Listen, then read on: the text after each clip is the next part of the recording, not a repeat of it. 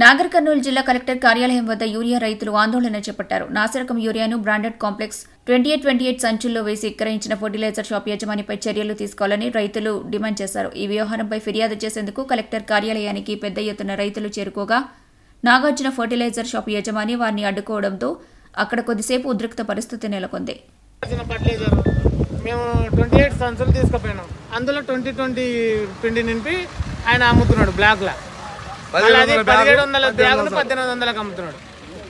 1700 కావాల్సిన బ్యాగు 1800 నాకు సంచి గట్టి లేదని సంచిస్తాడు. ఎవరి దగ్గర ఇవి వెనకనే అవి ఆన్నే సేమ్ బ్యాగ్ సేమ్ సంచులు పెట్టి. హలో సరే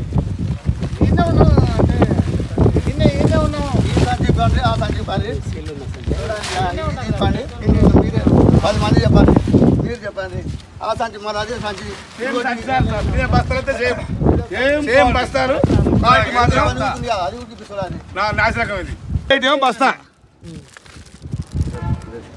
ఇది ఇప్పుడా ఇది ఏం కావాలి మేము ఇంకోటి అదే ఇంకోటి తీసుకురాలి. ఇబ్బంది కూడా మళ్ళీ అది కూడా ఉంటుందిగా.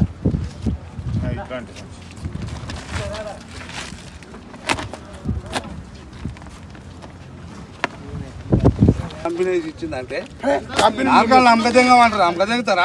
ఆర్గాలు అమ్మకదంగా అని చెప్తారు వాళ్ళు. ఇక్కడ చూడండి అన్న, అమ్మకదంగుతారా? దానికి తెలియదు.